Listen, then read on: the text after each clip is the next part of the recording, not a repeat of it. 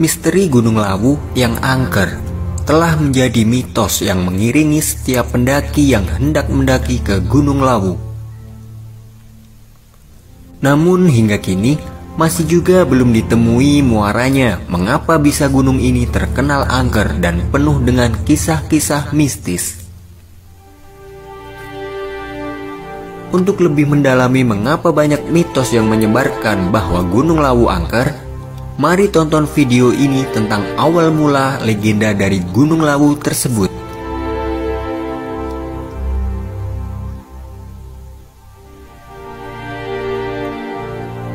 Legenda Gunung Lawu yang angker.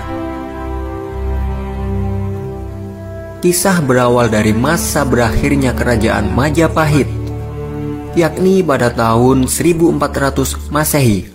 Kala itu, orang yang menduduki kursi kerajaan adalah Prabu Brawijaya. Beliau adalah raja terakhir dari kerajaan Majapahit. Singkat cerita, saat Raden Fatah memasuki usia dewasa, ternyata Raden Fatah memeluk agama Islam. Ia membelok diri dari agama sang ayah yang beragama Buddha. Bersamaan dengan meredupnya kerajaan Majapahit, Raden Fatah pun mendirikan kerajaan Demak yang berpusat di Glagahwangi. Sekarang lebih dikenal sebagai alun-alun Demak. Kenyataan yang membuat Prabu Brawijaya merasa gundah. Pada suatu malam, Prabu Brawijaya bersemedi. Dalam semedinya, beliau mendapatkan petunjuk yang mengatakan bahwa kerajaan Majapahit akan meredup dan cahaya beralih ke kerajaan anaknya, yakni kerajaan Demak. Sesaat itu pula, Prabu Brawijaya meninggalkan kerajaan Majapahit menuju Gunung Lawu untuk menyendiri. Sesaat setelah meninggalkan kerajaannya, sebelum naik ke Gunung Lawu, Prabu Brawijaya bertemu dengan dua orang pengikutnya, kepala dusun dari wilayah kerajaan Majapahit. Masing-masing dari mereka adalah Dipa Menggala dan Wangsa Menggala. Karena mereka berdua tidak tega melihat Prabu Brawijaya berjalan sendirian, mereka pun ikut menemani Prabu Brawijaya naik ke Gunung Lawu. Setelah sampai di puncak Hargodalem, Prabu Brawijaya berkata kepada dua pengikut setianya. Selesai mengucapkan kalimat itu, Prabu Brawijaya pun menghilang. Hingga kini jasad beliau tidak pernah ditemukan oleh siapapun. Misteri Gunung Lawu angker kerap dikaitkan dengan adanya burung jalak gading yang dipercaya jelmaan Kiai Jalak. Setelah Prabu Brawijaya melakukan moksa dan menghilang, tersisalah dua pengikut setianya, Sunan Gunung Lawu dan Kiai Jalak. Sejarah bercerita, mereka berdua menjalankan amanat Prabu Brawijaya. Mereka menjaga Gunung Lawu. Dengan kesempurnaan ilmu yang mereka punya, Sunan Gunung Lawu menjelma menjadi makhluk gaib dan Kiai Lawu menjelma menjadi seekor burung jalak yang berwarna gading.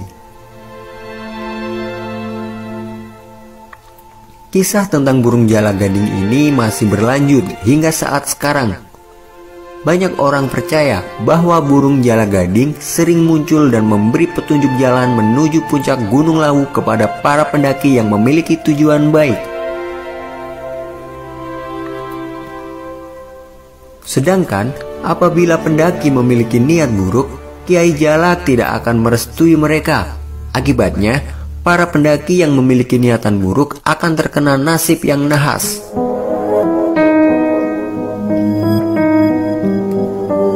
Mitos kehadiran pasar setan di lereng Gunung Lawu.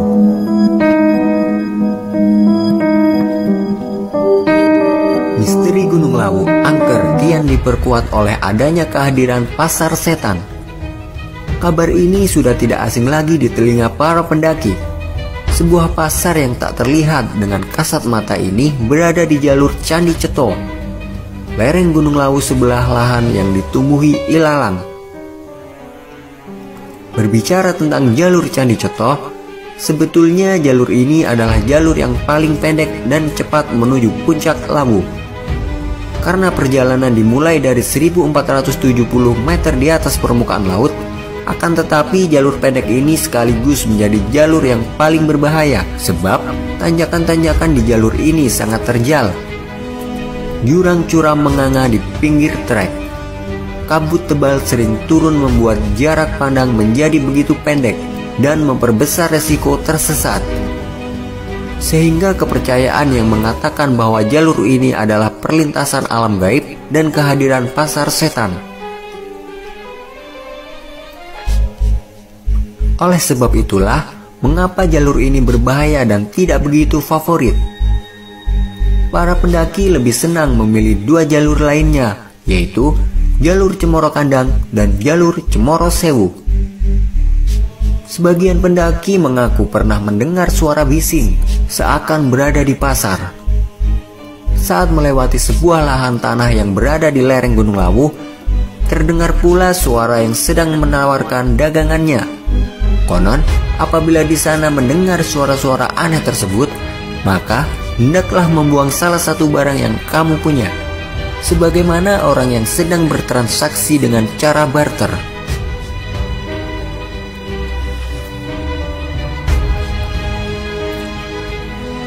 Bagaimana menyikapi Gunung Lawu yang terkenal angker? Selain kisah di atas, masih banyak lagi beragam mitos yang beredar di masyarakat bahwa Gunung Lawu ini memanglah terkenal angker dan memiliki sejumlah misteri yang mengiringi. Mitos lain menyebutkan bahwa jangan mendaki dengan baju berwarna hijau. Ada pula yang menyatakan bahwa jangan membawa rombongan yang berjumlah ganjil. Kisah lain menyebutkan bahwa mandi air berkhasiat di Gunung Lawu sangat bermanfaat. Terlepas dari segala misteri dan kekayaan mitos yang dimiliki Gunung Lawu, hendaknya kita sebagai pendaki harus selalu waspada. Waspada di sini bisa berarti untuk terus selalu menjaga sikap selama naik gunung. Hal-hal sederhana seperti tak berkata kasar, tidak berbuat senonoh, serta tidak membuang sampah sembarangan bisa jadi laku baik yang mesti para pendaki terapkan.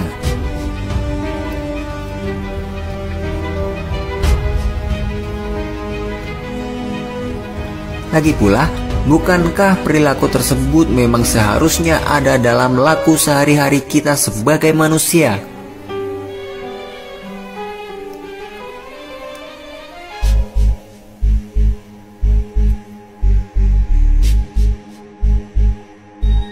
Gunung ini terletak di antara Kabupaten Karanganyar di Jawa Tengah dan Magetan di Jawa Timur.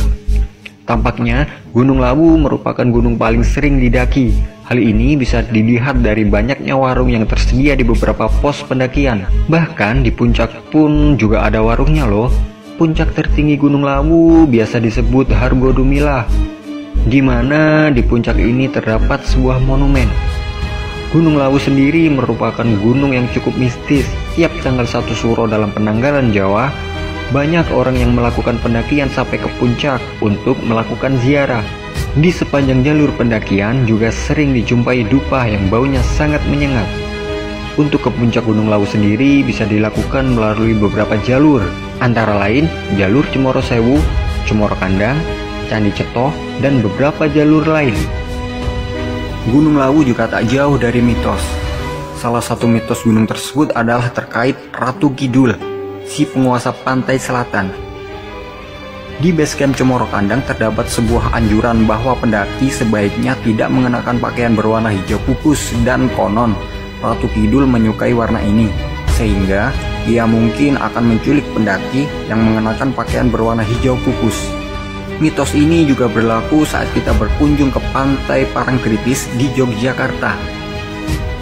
Mitos lain yang terpercaya oleh warga lokal adalah terkait hilangnya pendaki. Konon, jika Gunung Lawu terjadi hujan selama berhari-hari tanpa berhenti, itu tandanya sedang ada pendaki yang hilang.